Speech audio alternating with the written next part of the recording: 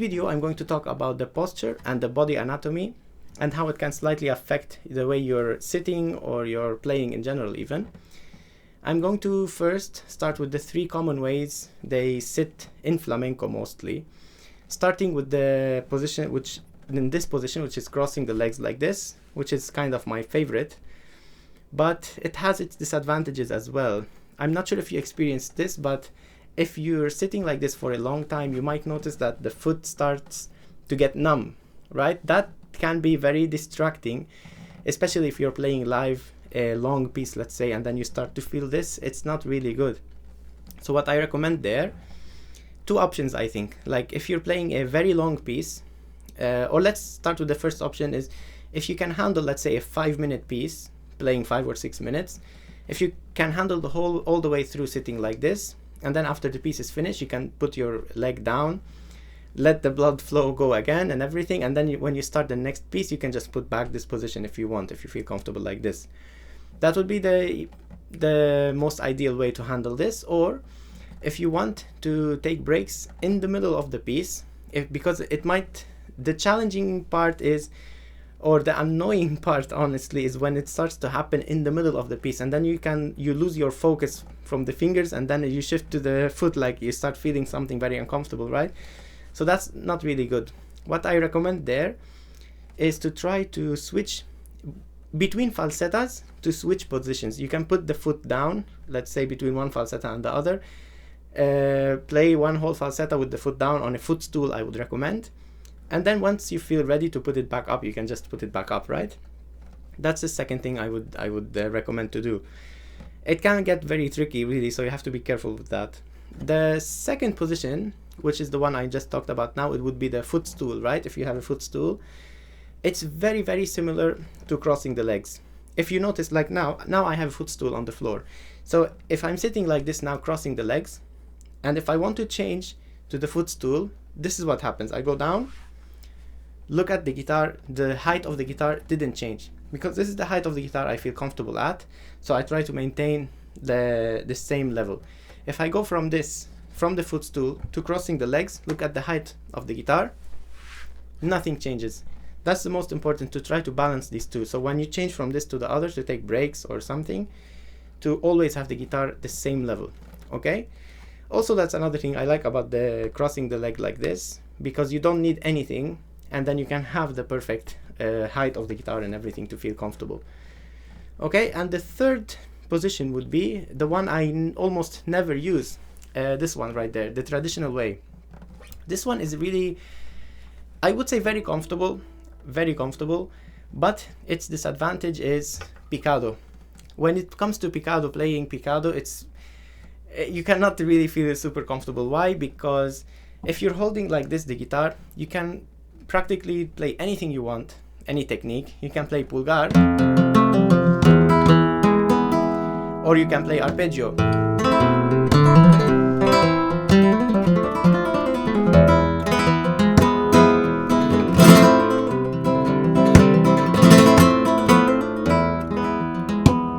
Rasgueado, or you can play anything except for picado. When it comes to picado, because now we're always holding from this side, right? We're holding from this part of the arm, we're holding the guitar like this. So even if I let go of the left hand and right hand, the guitar can still like this be up, and then you can play perfectly. But picado, we cannot keep the hand here and play picado, and especially going up, because now the wrist is going to be bent like this and there will be tension here.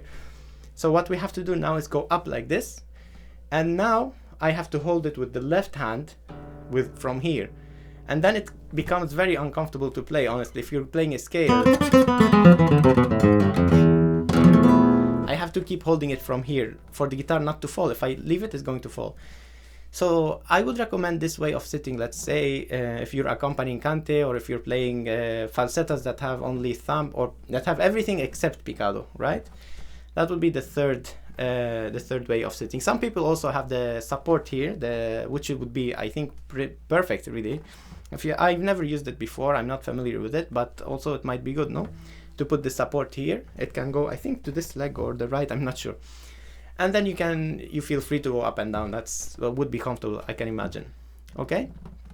Now, one thing in common that they all have, all these positions you have to keep in mind, is that you should not move too much while playing in whichever position you are in. So if you're playing in this position, if you want to move, or well, let me be more detailed. Try to, when you go to a certain position, to maintain that position and for a while. Like if you want to play in this position, then try to stay in this position. Don't go from here to here and then here back up and then putting the leg.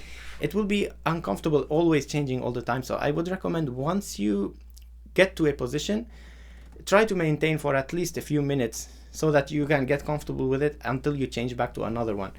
Okay, and not to move too much also while playing. If you're in this position, try not to move too much the guitar.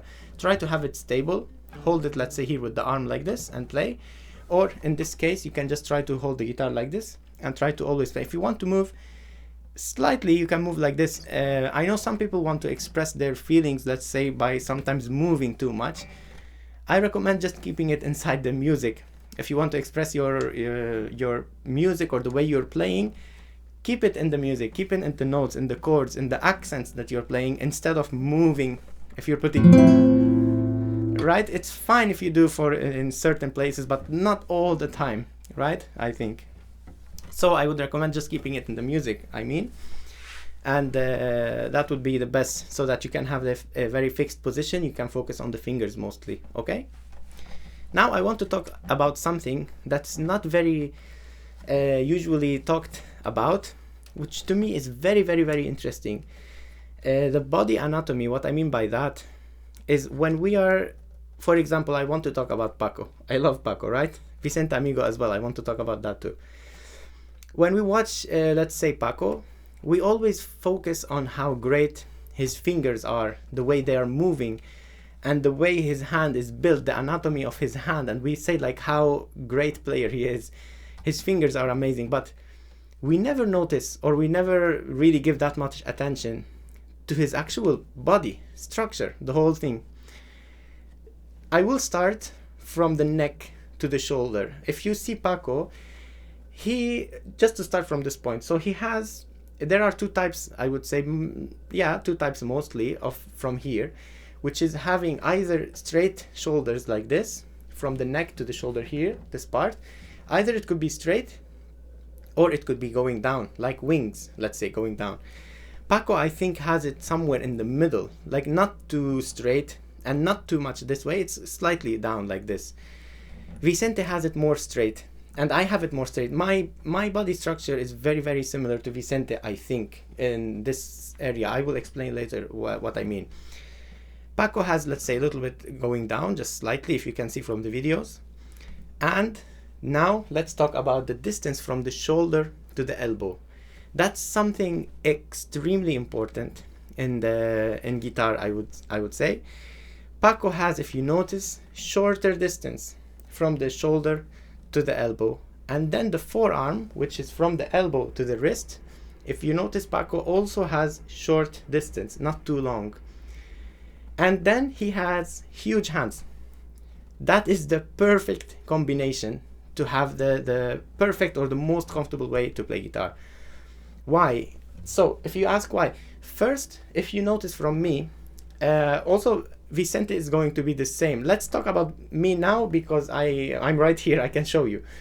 So I have long distance from the shoulder to the elbow. If you notice, when I sit like this, the elbow is way far out the guitar, right? Like this. And then I have to compensate going all the way back from this side, so the forearm is more coming like this. If you have it like Paco, let's say short distance from here to here, and then short distance from the elbow to the wrist, then you're going to have less angle, right? That's very, very important, combined with the size of his hand and the fingers he has and everything, and the size of the length of the fingers, because the size of the hand, the palm, and the fingers are two different things. I mentioned in another video. It's the perfect combination, like I said. So he can sit perfectly here, putting the arm, the elbow not going too far out, just around here, and then going down from the elbow to the wrist, short distance. He can maintain all the techniques without having to go too much down, too much out and all that. Now Vicente, for example, if you see the way he's playing, you can tell it's similar to me, the anatomy, let's say, which is the elbow is out. The elbow is always like this, out. And then he has to go in, and then the wrist has more action, more tension, let's say, or not tension, more angle, right? Going down like this. And he's playing from here.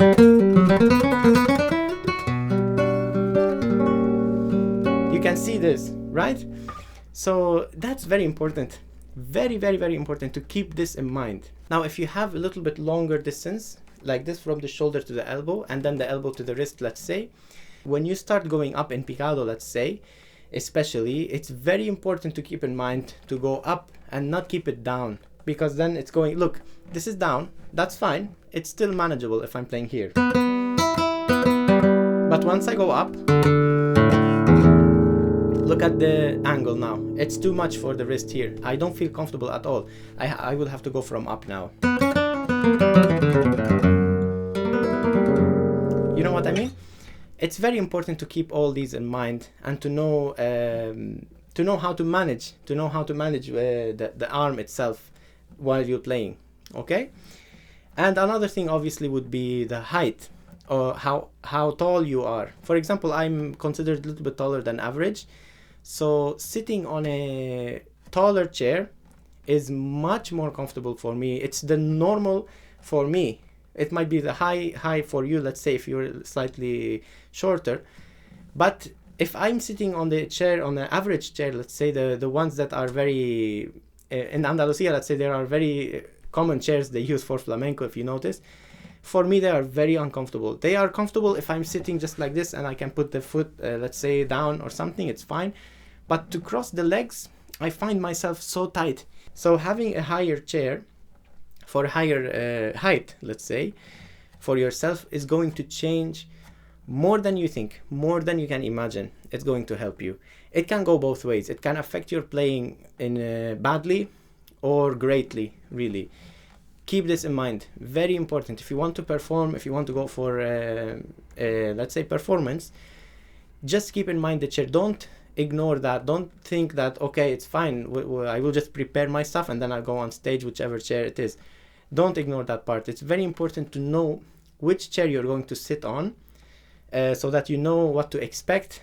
If they don't have any higher chair, you have to know what to expect and prepare yourself to know which position you're going to use while playing, let's say.